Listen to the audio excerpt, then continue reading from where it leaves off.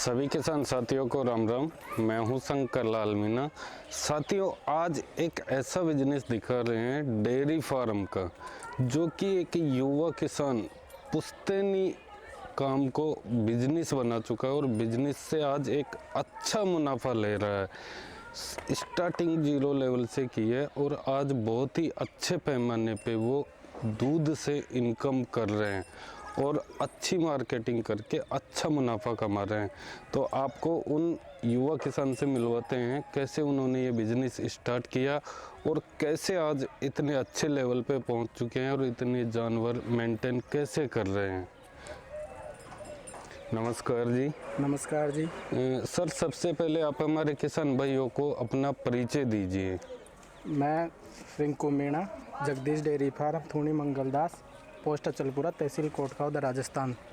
जी, तो रिंकू जी, आप ये डेयरी बिजनेस कब से कर रहे हो? सर, ये डेयरी फार्म मेरा पुश्तैनी काम है। जब से मुझे याद आने, जब से मैं तो ये देखता आ रहा हूँ, घर वाले कर रहे थे, फिर इसको करते करते थोड़ा टेक्नोलॉजी टाइप में मैंने इसको इम्प्रूव किया अब, और जो संभाल लिया अब, कहने का मतलब। तो आपके स्टार्टिंग में कितने जानवर थे?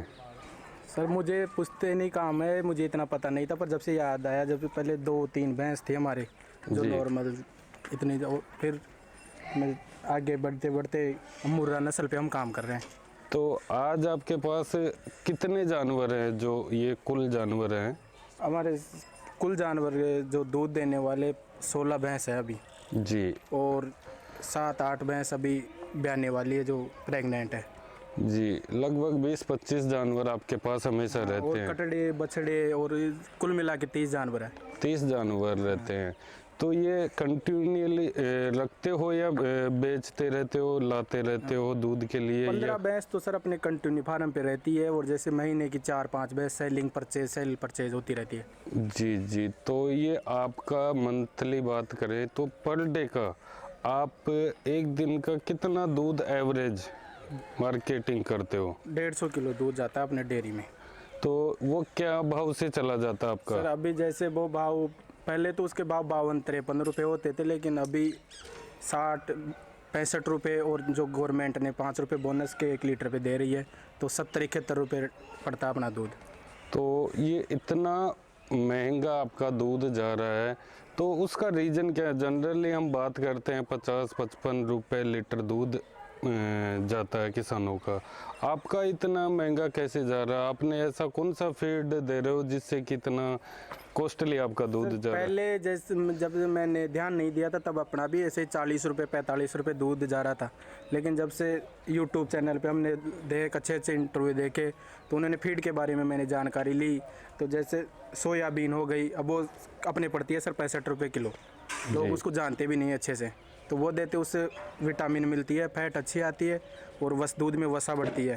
वो तारा मीरा है, जिससे भैंस का डाइजेशन सही रहता है और गोबर अच्छे से करती है, जिसमें सोडा हो गया, नमक हो गया, और जो भी है सिलेक्टेड फीड दे रहे हैं अपन। भैंस को क्या चाहिए वो दे रहे हैं, ये नहीं कि सारा डाल दिया कुछ, वो नहीं है।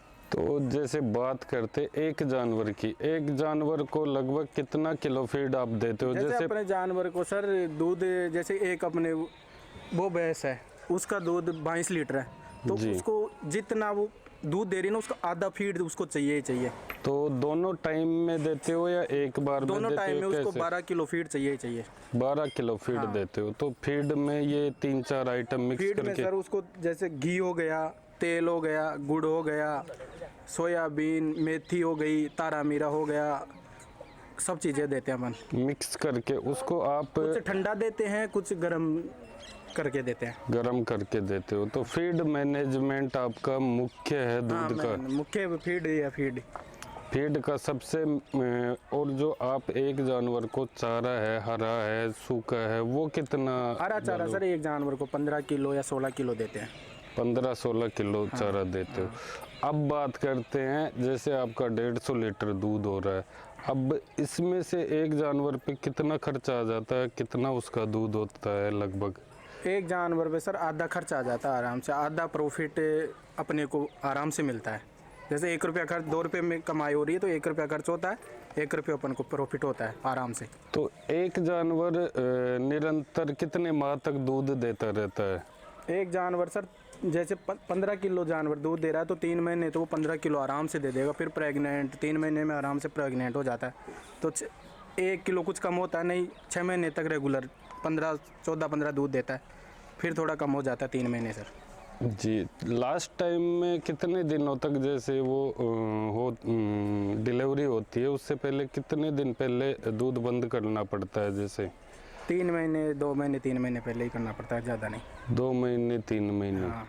तो जैसे आपका दूध 15 लीटर हो रहा है उसमें से आधा आप जानवर को खिला रहे हो, हाँ आधी कॉस्ट। तो जैसे बात करें एक दिन का आपका 150 लीटर दूध हो रहा है तो एवरेज अगर 60 से 70 रुपये लीटर हो रहा है तो लगभग आपका दूध 10,000 के लगभग हो गया पर डे का। पर डे का 10,000 का तो हो गया। उसमें से 5,000 रुपये पर डे के खर्चे के हैं इनमें। हाँ तो 5,000 के हिसाब से बात करते हैं तो आज आपका एक जो एवरेज बजट है 1.5 लाख रुपए मंथली, जो इससे आप अर्निंग कर रहे हो। हाँ आराम से। तो जैसे बात करते हैं फीड की हो गई, कॉस्ट की हो गई और दूध की हो गई, अब मुख्य बात आती है रख रखाव की। तो रख रखाव में इसमें विशेष क्या ध्यान देना पड़ता है जिससे कि जानवर को कोई बीमारी ना हो या कोई संक्रमण या ऐसी कुछ समस्या आती है कि जो एक साथ किसान को नुकसान उठाना पड़े? सर सबसे ज़्यादा ध्यान तो इनका सफाई का रखना पड़ता है। बस भैंस को क्या मौसम पे डिपेंड करता है, मौसम का उतार चढ़ाव इनको बीमार करता है। जी। कोई बीमार तो इनको ध्यान जैसे नॉर्मली डॉक्टर विजिट होती है अपने 4 दिन में, डॉक्टर 4 दिन में विजिट करता है डॉक्टर।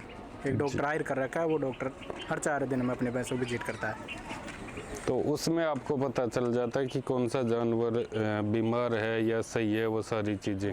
हाँ इनका जैसे अब टेम्परेचर तो 1-2 दिन में अपन ही चेक कर लेते हैं, टेम्परेचर मीटर है और सब वो डॉक्टर जैसे चेकअप पे आता है तो पता लग ही जाता है। जी। तो इसका जो शेड है वो नॉर्मली चल जाता है या कुछ स्पेशली रखना पड़ता कुछ है? नहीं सर, अपने तो नॉर्मली जो पूछते नहीं लोग सब सेट बनवाते हैं वही सेट है, और तो कोई एक्स्ट्रा कुछ सेट नहीं है। तो गर्मियों में पंखे वगैरह लगा के गर्मियों में पंखे और फोगर लगाया जाता है जो फोगिंग से टेम्परेचर कंट्रोल कर लेते हैं आराम से। तो अगर ऐसा बिजनेस कोई नया किसान करे तो वो क्या सक्सेस हो सकता है आपकी तरह?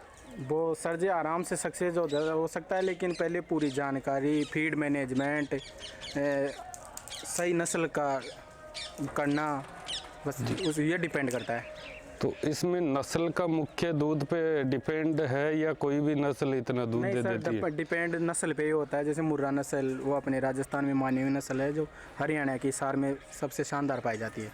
जी।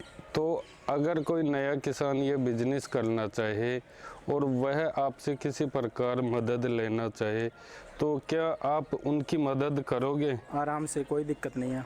जो भी कोई जानकारी लेगा हम पूरी जानकारी देंगे उसको।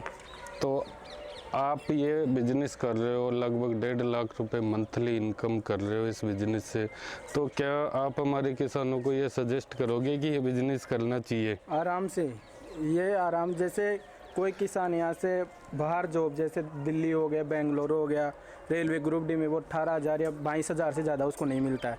वहाँ जाके वो जॉब कर रहा है, पूरी फैमिली को छोड़ रहा है। यहाँ सब घर पे हैं। अब यहाँ पे मैं आराम से 1.5 लाख रुपए घर वालों के साथ, बच्चों के साथ, सबके साथ रह के कमा रहा हूँ। तो मेरे को ऊपर ये 3 लाख रुपए की इनकम मानता हूँ मैं तो मंथली 3 लाख। हाँ। तो किसान साथियों, जैसे ये बिजनेस कर रहे हैं वैसे आप भी कर सकते हो घर पे रह के सिस्टमेटिक तरीके से, और मैनेजमेंट अच्छा रख के आप अच्छी इनकम ले सकते हो।